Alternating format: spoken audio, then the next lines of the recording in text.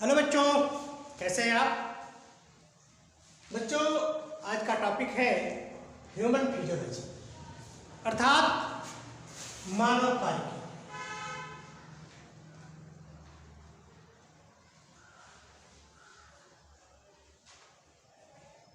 मानव कार्य क्या है? मानव कार्य के अंतर्गत हम लोग पहला पाठ पढ़ेंगे। इसमें फिजियोलॉजी एक इकाई है। इसकी इकाई के अंतर्गत पहला पाठ है आपका पाचन और अवशोषण। पाचन एवं अवशोषण। पाचन और अवशोषण, डाइजेशन एंड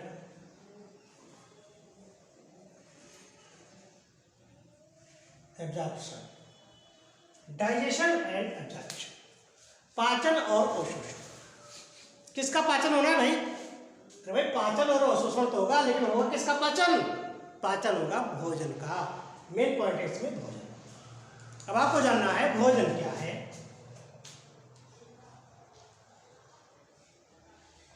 भोजन को क्या कहते हैं? फूड। ये आपका है फूड। फूड क्या है? जिस तरह से ट्रेन को चलने के लिए उसके ईंधन की आवश्यकता होती है, कार मोटर है, कार है, उनको चलाने के लिए उनके ईंधन की आवश्यकता होती है। ठीक ये अपने इंजन को चलाने के लिए भी भोजन की आवश्यकता होती है। ये इंजन बगैर ईंधन के अर्थात बगैर भोजन के चल नहीं सकता।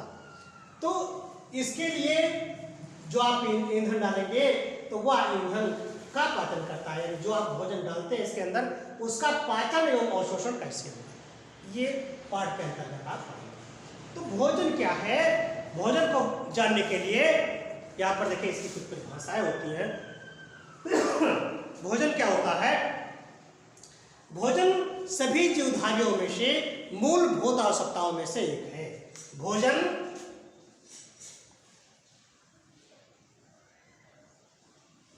सभी जीवधारियों में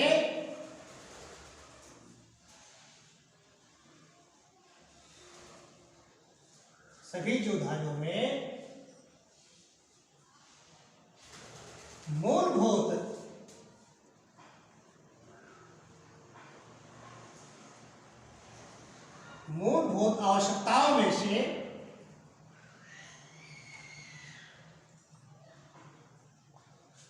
भोजन सभी जीवधारियों में मूलभूत आवश्यकताओं में से एक है। देखिए ये जो फंडा है ये टोटल एनसीईआरटी का है। एनसीईआरटी के कक्षा 11 के मानव कार्य की यूनिट से पहला पाठ है आपका। उसके अंतर्गत पाचन एवं अवशोषण पाठ की जो पहली पॉइंट्स हैं, आपको जितने भी एनसीईआरटी के किताब में है, एनसीईआरटी जो बुक आपको दी गई है, उनमें से सभी एनसीईआरटी की लाइन्स को एक लाइन्स दर्शाने का प्रयास किया गया है, क्योंकि एक एक लाइन को आपको हिंदी और अंग्रेजी में बारी बारी से समझाने का प्रयास किया गया बच्चों।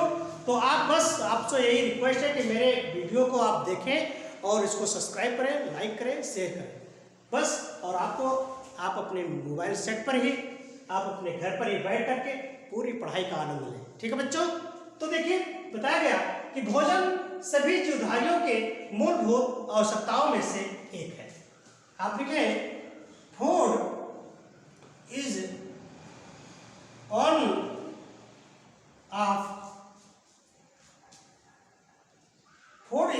One of basic requirement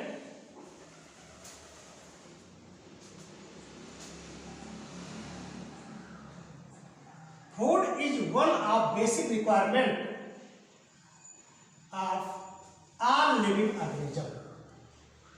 All living. Clear point? जिस तरह से आपको हिंदी में बताया जाता है बच्चों, ठीक उसी प्रकार से इंग्लिश में भी बताया जाएगा। इसमें कोई दो राय नहीं है, क्योंकि हिंदी और अंग्रेजी वाले मीडियम में कुछ अंतर हो जाता है, मतलब बच्चे अपने आप को सोचते हैं कि मैं नहीं जान पाऊंगा। कोई दिक्कत नहीं, यहाँ पर आपको कोई दिक्कत नहीं है। एनसीईआरटी की जितनी भी चीज़ें हैं सब आपको हिंदी और अंग्रेजी में लिखा दिया जाएगा, सुना दिया जाएगा, समझा दिया जाएगा और तैयारी करना आपका काम है बच्चों। एनसीईआरटी में जो आपकी एनसीईआरटी है, इस बुक को भगवान माना गया है। किसी भी कंपटीशन में एनसीईआरटी का ही मेन रोल होता है।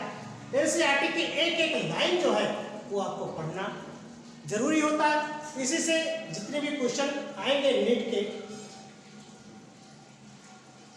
2012 के, इसमें 2021 के जितने भी क्वेश्चन या जितने भी अब तक क्वेश्चन बने हैं सब किससे आते हैं? एनसीईआरटी से आते हैं। इसलिए आपको एनसीईआरटी के फंडे को, एनसीईआरटी के एक एक लाइन को बिल्कुल आँख खोलकर अर्थात सावधानी के साथ में देखना होगा। तो इसके लिए कुछ करना नहीं है, आप बस मेरे साथ बने रहें और आप बस देखा करें और सब्सक्राइब करें मेरे चैनल को। तो बताया गया कि भोजन क्या होता है। भोजन सभी जीवधारियों में मूलभूत आवश्यकताओं में से एक है, ठीक है। अब देखिए इसके कौन कौन से कंपोनेंट्स होते हैं। भोजन के कंपोनेंट्स आप जानते हैं कि हमारे भोजन में कार्बोहाइड्रेट्स, प्रोटीन्स और वसा मुख्यतः होती हैं। कौन कौन सी होती हैं? कार्बोहाइड्रेट्स, वसा और प्रोटीन्स ये होती हैं। देखिए इसको अगला पॉइंट्स बना लीजिए।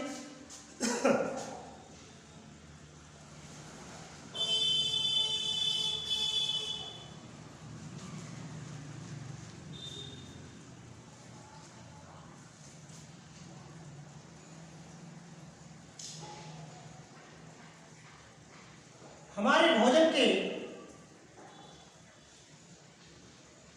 मुख्य घटक कौन कौन से हैं? बोलिए, बोलते जाओ भाई। कार्बोहाइड्रेट,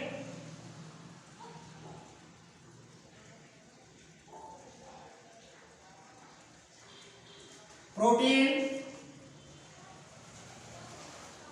एवं वसा है। मुख्य बात क्या है आपके? हमारे भोजन के मुख्य घटक कौन कौन से होते हैं? हमारे भोजन के मुख्य घटक कौन कौन से हैं? कार्बोहाइड्रेट्स, प्रोटीन और वसा है। तो आप देखिए major components,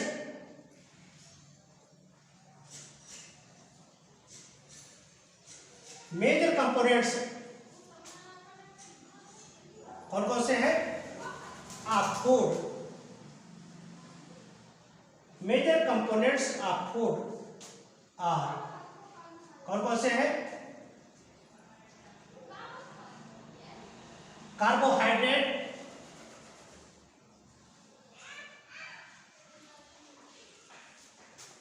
proteins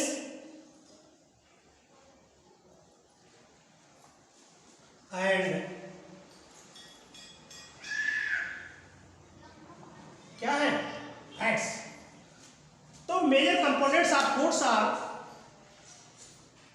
carbohydrates, proteins and fats. Carbohydrate, proteins और वसा ही क्या है?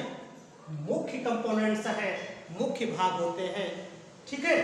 और उसके अंतर्गत भी होते हैं जैसे विटामिन्स, जो विटामिन्स होती है या वाइटामिन्स होती है, विटामिन्स भी, और खनिज पदार्थ जो खनिज लवण है उसकी भी शॉर्ट अमाउंट में आपकी जरूरत होती है। लिख लीजिए, वो भी पॉइंट नोट करें।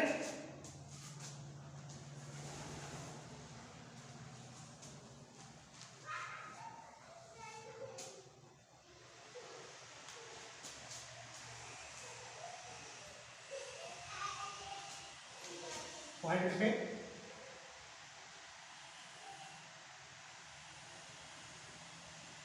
अल्प मात्रा में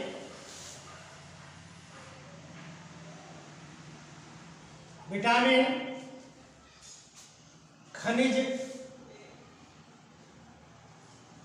देखिए कोई जरूरी नहीं है कि आपको कार्बोहाइड्रेट से ही, वसा से ही सभी रिक्वायरमेंट आपको पूरा हो जाता है, ठीक है। इसके लिए भी आपको इन मात्राओं को लेना जरूरत है। अल्प मात्रा में विटामिन, खनिज, लवण की भी आवश्यकता होती है।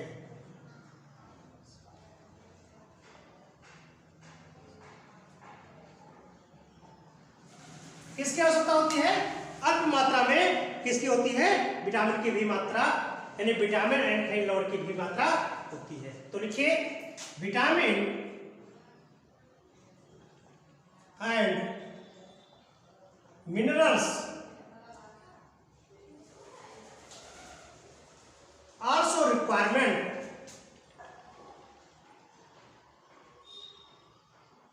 are also vitamin and mineral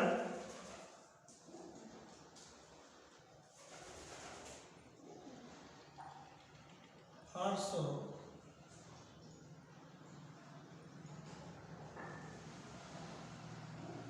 required